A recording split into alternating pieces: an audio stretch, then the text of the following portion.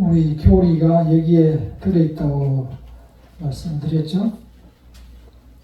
우리는 살아가면서 의심하게 됩니다. 특히 믿음이 없어졌을 때, 약해졌을 때 내가 구원을 받는 게 맞을까? 또 영원한 것이란 무엇일까? 내가 나이가 이제 80이 다 돼가는데 이런 걱정을 이제 하게 됩니다. 육신을 가지고 있기 때문에 이러한 염려와 근심 속에서 살아가게 되고 많은 사람들이 이 문제로 고민을 하게 됩니다. 특히 성도들 중에도 이런 분들이 굉장히 많이 있습니다. 내가 구원받은 게 맞을까? 저도 역시 많이 그런 생각을 했어요. 그런데 우리는 어떻게 이것을 확인할 수 있을까?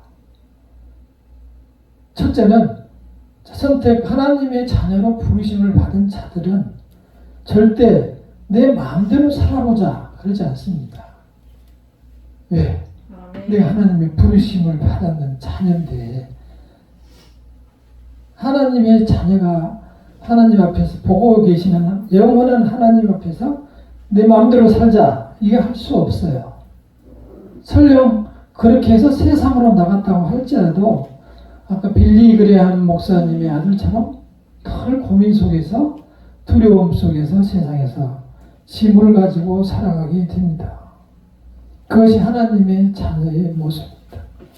그러나 제대로 이제 축복받은 자녀들은 그 하나님께서 나를 불러주신 조금 전에 읽었던 38, 39절에 나온 것처럼 그 은혜를 생각하며 더욱 성결하게 살려고 애쓰고 노력하고 그 도대체 하나님이 누구신데 나를 이렇게 불러주셔서 영원한 구원에 이르게 하셨을까? 그런 생각을 하며 이 세상을 살아가게 됩니다. 가깝게는 우리가 이런 거를 교회에 가서나 설교를 들을 때, 물론 이제 저는 설교를 잘 못한다면 은혜 중에 사는 사람은 설교가 듣고 싶고 또 하나님이 궁금하게 됩니다. 아멘. 그래서 주일을 기다려지게 됩니다. 제가 그런 경험이 있었거든요. 그런데 은혜 안에 살지 못하면 예배를 피하고 싶고 하나님을 두려워하고 고개를 숙이게 되는 겁니다. 그게 바로 하나님을 의식한다는 뜻이거든요. 하나님을 의식하고 있기 때문에. 왜냐? 전지전능하고 부소부재하신 하나님을 느끼고 있기 때문에 고개를 들 수가 없는 거예요. 그래서 첫째는 내 자신이 아는 거예요. 내가 자녀인가 아닌가를 내 자신이 알아요. 물론 육신이 연약해서 금방 벚꽃 구경하러 가버리고 또는 술을 한 잔 먹게 되고 이런 사람도 있지만은 육신이 연약한 그들일 뿐이지 하나님의 자녀가 아닌 것은 아닌 거죠. 하나님의 자녀도 그렇게 넘어질 때가 있어요. 8장 28절과 29절에 나온 대로 우리가 알기 전에 하나님께서 미리 부르셔 버렸기 때문에 이러한 사태가 우리가 보기 때 생기는 것. 하나님께서는 우리를 미리 알았어요. 그래서 태어날 때부터 우리를 천국의 생명책에 기록을 해버렸고 태어나기 전에 기록을 해버렸단 말이에요. 태어나서 누구의 이름을 지은 다음에 기록한 게 아니고 태어나기 전에 이름을 다 기록했단 말이에요. 그것은 하나님만이 할 수 있는 일이에요. 그리고 그 사람이 언제까지 살다가 어디에서 어떻게 죽을까 그거를 하나님만이 알고 계시는 거예요. 그래서 창세부터 부름받았다 이렇게 얘기를 하는 거예요. 그것이 바로 하나님의 완전성, 하나님의 절대성, 그러한 신학적인 표현입니다. 하나님만이 모든 그러한 상황과 세상의 처음과 끝을 다 알고 계시고 주관하고 계시고 또한 우리의 기도를 우리의 삶을 인도하고 계시는 분인 겁니다. 하나님이 만약에 듣고 바람처럼 지나가 버린다면 우리가 기도를 할 필요가 없겠죠.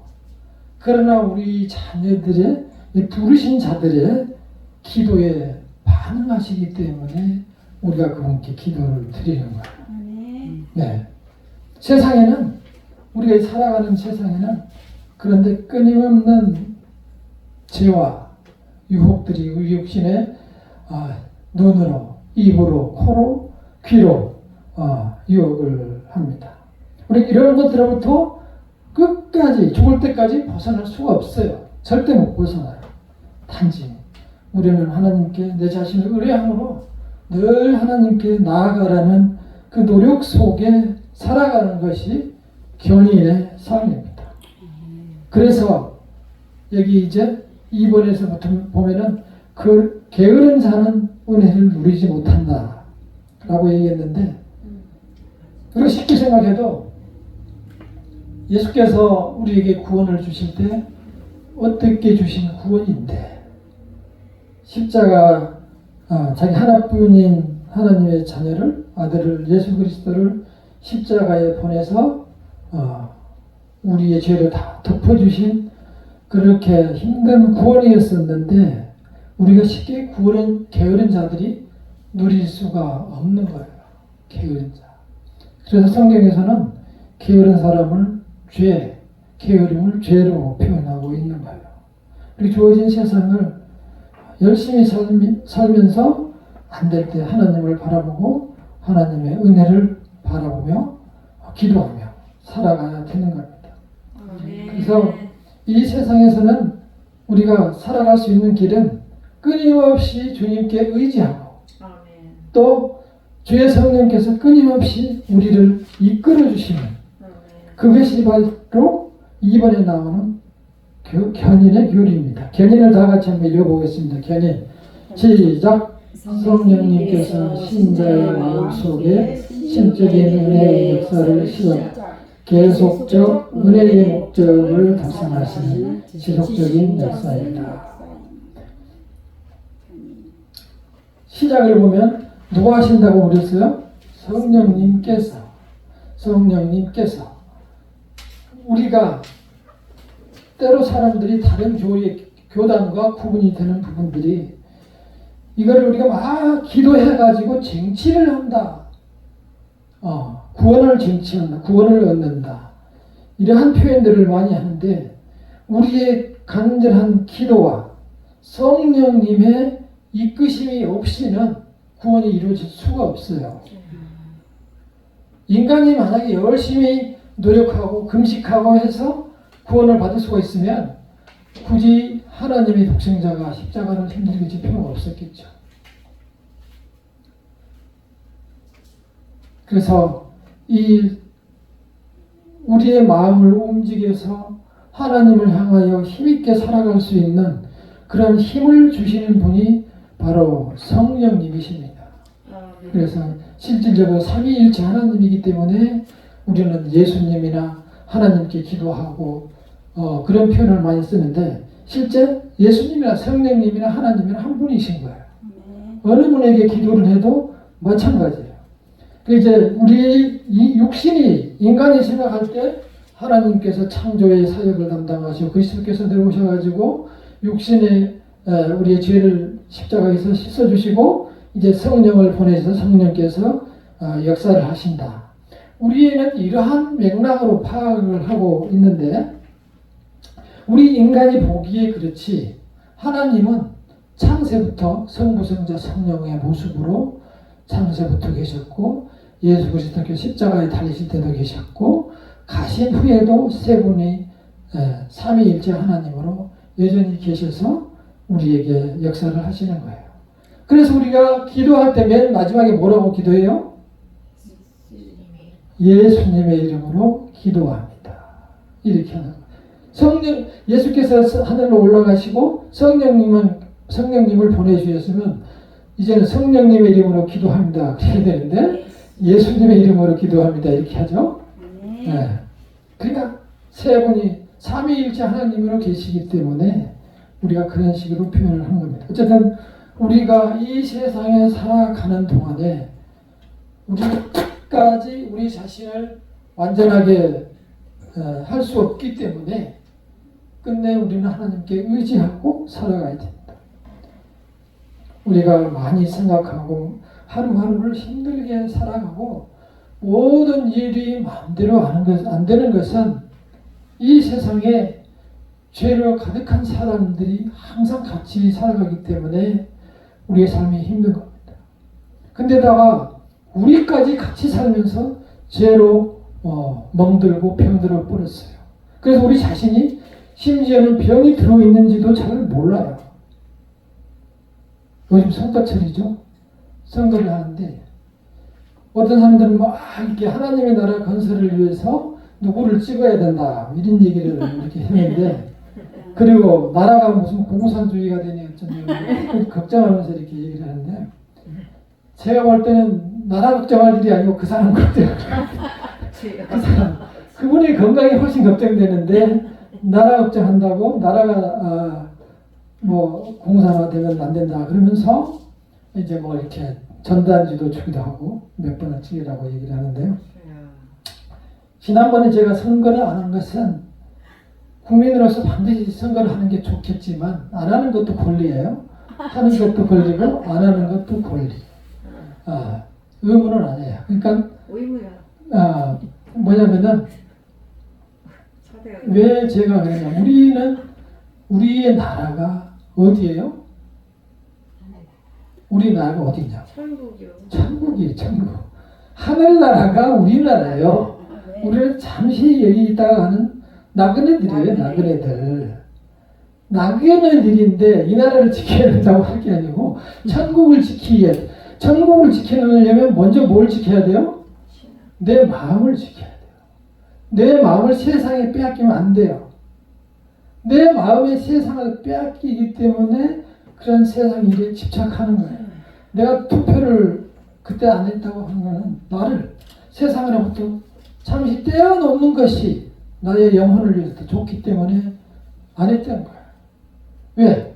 세상의 사람들이 전부 편을 갈라서 나눠놓고 적은 상대는 적이라고 그러고 이쪽은 저쪽은 적이라고 하고 또 없던 말을 막 만들어서 서로 공격하고 자기는 맞고 상대방은 틀리다. 서로 이렇게 얘기를 하는데 그러면 둘 중에 하나는 분명히 틀렸을 거 아니에요. 사실은 없는 말을 만들어서 하기 때문에 둘 다 틀린 거죠. 그러면서도 끝까지 자기들이 옳다고 얘기해요. 누가 옳아요? 누가? 자기가 옳다면 왜 예수께서 십자가를 지셨겠냐고요. 네? 이 세상에는 의로운 사람이 한 명도 없어요. 모든 사람이 죄를 범하였으며 하나님의 영광에 이르지 못하더니 왜 성경으로 하여금 거짓말하게 만드냐고요. 인간이 거짓말하는 거죠. 그래서 내 자신을 다스릴 수 있는 사람은 투표를 하세요. 성도들이 내 자신을 거기에 빼앗기지 않고 내 자신을 다스릴 수 있으면 투표를 하세요. 그러나 한 번쯤 내가 마음을 뺏겨서는 안 되겠다. 또는 내가 악의 구수령에 들어가서는 안 되겠다. 그러면은 자제를 하시는 게 좋아요. 욕할 수도, 누가 이 영상을 보면 욕할 수도 있지만 우리는 천국 백성으로서 그러한 분명한 마음의 자세를 가지고 이 세상에서 구별된 사람으로 살아가야만 됩니다. 구별된 사람으로 살아갈 때 하나님께서 귀히 보시고 불쌍히 보시고 하나님의 능력이 우리에게 나타나는 거예요. 그러니까 지금 로마서 8장 38절 39절을 다시 읽어볼까요? 8장 38절 시작. 내가 확신하노니 사망이나 생명이나 천사들이나 현재 일이나 장래 일이나 능력이나 높음이나 깊음이나 다른 어떤 피조물이라도 우리를 우리 주 그리스도 예수 안에 있는 하나님의 사랑에서 끊을 수 없으리라. 현재 일이나 장래 일이나 우리를 죽이는 칼이 와서 우리의 목을 잘라가는 그러한 생명의 위험이나 어떠한 권세자들이 우리에게 와도 또는 어떤 우리 옆에 있는 높은 사람이나 낮은 것들이나 두려운 어떠한 피조물도 우리를 우리 생명의 줄로 사랑의 줄로 붙들고 계시는 그리스도 예수의 사랑에서 끊을 수가 없다. 그 믿음으로 이 세상에 살아갈 때 우리는 아무것도 두려움이 없어지는 거예요. 아멘. 작은 세상의 일로 내가 이겼다, 너가 이겼다 선거가 끝나면 이제 그런 얘기들을 이렇게 하게 될 텐데 우리가 멀리서 지켜보면 부끄러운 일들이고 하나님 앞에 은혜 되지 못하는 일들이에요. 그러한 일들에 빠졌을 때 우리가 내 자신을 붙잡아 주셔서 하나님께 기도하며 나아가야 합니다. 그게 견인의 삶입니다. 두 번째 2-1번의 중간에 보면 타락이라고 써 있어요. 타락. 시작. 특정한 실행자가 아니라 복음을 전체적으로 부정한 사람이다. 성경에 보면 죄 중에 용서받지 못하는 죄라고 있어요. 뭐라고 돼 있어요? 성령을 회방한 죄. 다시 말해서 그리스도 하나님을 부정한 죄는 용서받을 수 없는 죄지. 그러나 우리는 살아가면서 사실 너무 많은 실행죄들을 지입니다. 나가다가 저 교통 신호가 안 맞으면 차 부딪힐 뻔하면 저 새끼라고 그냥 그러고, 또 저기 저 집에 가다가 내가 싫어하는 사람 만나면 저 인간 더럽다고 하고, 또 저 어떤 가게에 가면 저 인간은 뭐 비싸게 받네 했더니 시장에 가면은 뭐 또 하여튼 또 친구들도 보이지 않게 전화해서 이렇게 이야기하다 보면은 막 우리가 많은 시간 이야기하다 보면 할 거리 없으면, 할 얘기 없으면 다른 사람 욕하잖아요. 전화에다 해놓고. 그러니까 우리가 죄로부터 자유로울 수가 없어요. 이렇게 하나님의 말씀을 늘 매주 배우지만 우리는 육신을 입고 있어서 그것도 그렇고 세상에서 죄로 유혹하는 것들이 너무 많아서 우리 마음들의 상처도 많아서 우리가 우리 자신을 올바르고 보존하기 못해서 죄를 범하면서 이 세상에 살아가기 때문에 우리가 이러한 실행죄들로부터 자유스러울 수가 없어요. 그래서 늘 우리가 성령께서 우리를 주관해 주셔야 돼. 우리 마음을. 우리를 움직이는 것은 우리의 마음이거든요. 그리고 우리의 마음을 주관하실 분은 성령님이세요. 성령께서 우리의 심령을 주관하여 주셔서 우리가 죄로부터 우리 자신을 지켜내고 깨끗하게 우리 심령이 되었을 때 우리의 기도가 하나님 앞에 상달되고 우리의 능력이 거기서 나오는 거예요. 우리가 죄가 가득한 상태 또는 내 것을 죄를 내려놓지 않고는 하나님께서 내게 임할 수가 없어요. 왜냐하면 하나님이 거룩하신 분이기 때문에 우리처럼 거룩하지 못한 사람들의 심령 속에는 임하지 않습니다. 능력이 임할 수가 없어요. 그래서 우리가 우리의 심령을 거룩하게 주님 앞에 드리고 적어도 우리의 죄를 주님 앞에 다 사해 주십시오 고백하고 하나님께 구해야 하나님의 능력이 우리에게 임하셔서 주님의 역사가 나타나고 주님께서 또한 우리를 보고 기뻐하시게 되는 겁니다. 따라서 우리는 이 견인 교리에 따라서 꼭 우리 자신을 성령님께 의지하며 살아가야 합니다. 세 번째, 약속의 보증을 붙잡는다.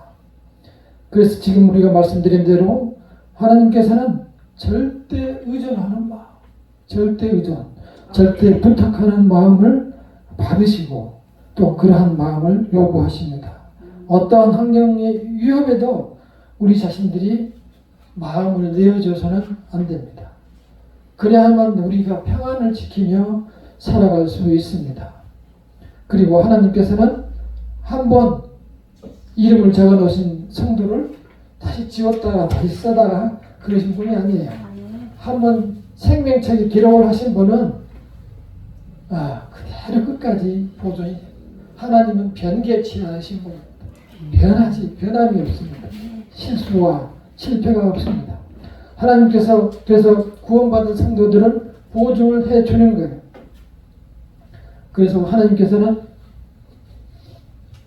구원을 끝까지 설령 우리 인간들이 반대를 한다고 해도 하나님께서 때려서 멱살을 잡아서라도 끌고 가신단 말이에요. 그 하나님의 능력입니다. 우리의 일생을 통해서 그래서 우리는 늘 성화되는 삶을 살아가며 분투해야 합니다. 아멘. 우리가 당초에 이름이 있기도 전에 하나님께서 기록을 해 두셨지만 우리가 죄 중에 살아가는 날이 평생이라고 보시면 됩니다. 그래서 우리는 늘 내 자신을 깨끗하기 위해서 분투하며 하나님께 부탁하고 성령님의 역사를 바라며 이 세상에서 살아가야만 승리할 수가 있습니다. 때로 여러 가지 돈이 부족해서 육신이 연약해서 또 질투심 때문에 내가 괴로워하고 힘들어할 때도 많이 있습니다. 그러나 그러한 마음을 이기게 해달라고 성령님께 의지하고 부탁하고 또 내 자신이 거기에서 벗어나려고 노력하고 그때 그러한 관계 속에서 우리 삶의 인생의 시간들이 지나가는 거예요. 그렇게 해서 한 주일 한 주일의 시간이 지나가고 그렇게 해서 한 달이 지나가고 1년이 지나가는 겁니다. 그것이 견인의 삶, 또 우리 자신이 성화되는 그런 인생입니다. 그 속에서 우리의 부탁을 받으신 주의 성령께서 우리에게 이제 역사하시는 그러한 삶이 견인의 삶입니다. 아멘. 주님께 한 주일을 다시 의지하고 전적으로 의지하고 어려운 문제 지혜를 구하며 또 정한될 때 내 자신의 마음을 비워드려서 예수께서 일하시도록 그런 마음의 비움을 주시고 그래서 주님의 은혜를 따라서 승리하시는 한 주가 되시기를 간절히 소망합니다. 아멘. 마치겠습니다.